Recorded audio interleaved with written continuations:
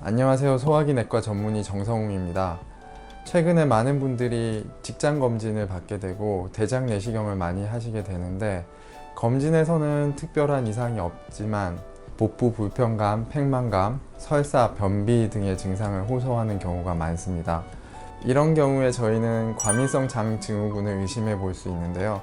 오늘은 과민성 장증후군에 대해서 간단하게 알아보겠습니다.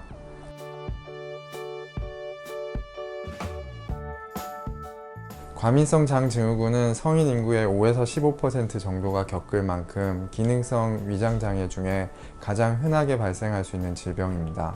말 그대로 장이 예민하고 과민한 상태를 말하는 질병인데요. 환자들은 배가 쥐어짜듯이 아픈 경우가 생기고, 배변을 수차례 보고 나서도 잔변감이 남아있고, 설사와 변비를 자주 경험하게 됩니다. 혈액검사, 대변검사, 대장 내시경 등 검사상에서는 특별한 문제가 발견되는 경우가 없어서 진단이 꽤 어려운 경우가 많습니다. 과민성 장증후군은 세균, 바이러스, 기생충 등 감염성 질환 및 여러 가지 원인에 대한 근만성 염증 질환, 그리고 대장암, 이런 질병들을 배제한 이후에 진단이 가능합니다.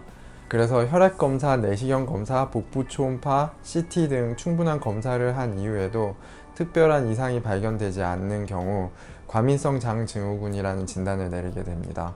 과민성 장증후군은 증후군이란 이름에서도 알 수 있듯이 하나의 원인을 꼬집기가 어려운 질환입니다. 여러 가지 다양한 복합적인 요인들이 작용하는 것으로 알려져 있습니다.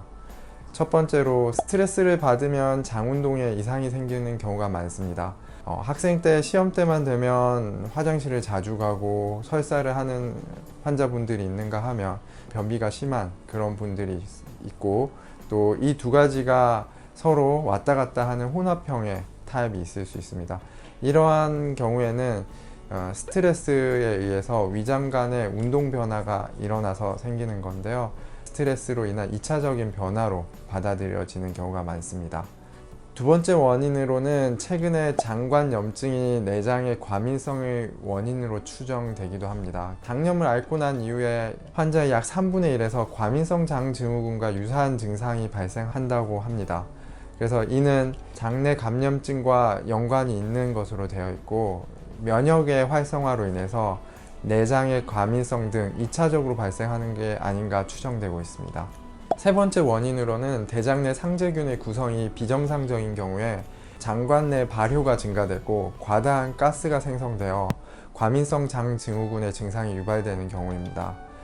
특히나 소장 내에 세균이 과증식되어 있는 경우에 과민성 장증후군이 많이 유발될 수 있는데요. 장 안에 세균들의 균형을 맞추기 위해서 항생제를 사용하거나 프로바이오틱스 등의 좋은 균들을 집어넣어주는 치료를 할 수 있습니다. 네 번째 원인으로는 제한적이긴 하지만 일란성 및 이란성 쌍둥이를 대상으로 한 연구에서는 일란성 쌍둥이에서 과민성 장증후군의 발생의 일치율이 높은 것으로 나타나 있어서 유전적인 원인도 관여하지 않나 생각되고 있습니다. 과민성 장증후군의 진단 기준은 다음과 같습니다. 지난 3개월 동안 적어도 일주일에 하루 이상 반복되는 복통이 있으면서 다음 세 가지 중에서 두 가지 이상을 만족하는 경우에 진단을 내릴 수 있습니다. 과민성 장증후군은 처음 말씀드린 대로 세 가지 형태가 있습니다. 설사형이 있고, 변비형이 있고, 설사 변비가 왔다 갔다 하는 혼합형이 있을 수 있습니다. 하지만 이런 과민성 장증후군은 다른 질환과 혼동되기 쉬운데요. 한국인들에게서는 우유나 유당을 분해하는 효소가 부족한 경우가 많습니다.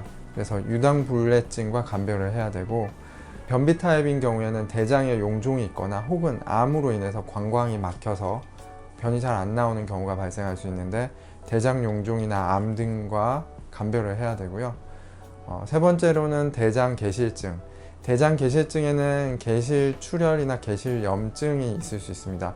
개실이란 것은 선천적으로 주머니 모양의 공간이 대장 내에 만들어지는 경우가 있는데, 이런 공간에 음식물 찌꺼기라든지 변이 차 있어서 염증이 생기는 경우와 그런 곳에서 피가 날 경우에 개실출혈 등이 있을 수 있는데, 과민성 장증후군으로 오인할 수 있습니다. 네 번째로는 염증성 장질환 크론병이라든지 궤양성 대장염하고 감별하셔야 됩니다. 그 외에 장 문제가 아닌 장 이외의 문제로 발병하는 경우하고도 혼동해서는 안 됩니다. 과민성 장증후군은 원인이 다양하기 때문에 완치보다는 증상을 조절하는 방향으로 접근하는 게 좋습니다. 꾸준한 식생활 관리, 운동, 증상에 따른 그때그때 약물 치료를 하는 것과 스트레스를 해소하는 게 좋습니다. 만약에 병원에 오시게 되면 진경제라든지 위장과 운동 조절제, 지사제, 세로토닌 기란제, 수용제, 작용제, 프로바이오티스 등을 권해드릴 수 있습니다.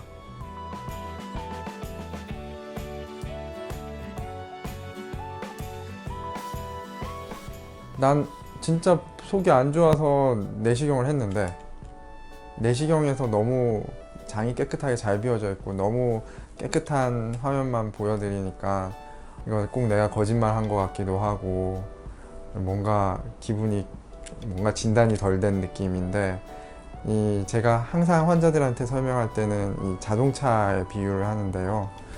자동차가 새 차고 차가 좋다 하더라도 이게 아스팔트 도로를 달려야 되고 좋은 기름을 넣어줘야 되고 또 운전하는 사람이 부드럽게 운전을 해줘야지 승차감이 좋은데 비포장 도로를 달리고 기름도 제때 안 넣고 과속하고 이러면 아무리 좋은 차라도 승차감은 최악일 수 있다라고 설명을 드립니다. 그래서 과민성 장증후군도 마찬가지로 장 상태는 어떻게 보면 괜찮지만 장 안에 있는 세균들의 분포라든지 생태 환경 그리고 장 안에 넣어주는 음식물의 종류에 따라서 많이 달라지기 때문에 스트레스도 줄여야 되고 먹는 음식도 관리해야 되고 장 안에 세균들도 좋은 균들도 많이 분포하게 만들어줘야 되고 그래서 치료가 쉽지 않기 때문에 이걸 한 방에 치료하려고 하지 말고 병원에 와서 의사 선생님과 상의해서 이렇게 관리해서 꾸준히 장기적으로 보고 치료하시는 게 도움이 되겠습니다.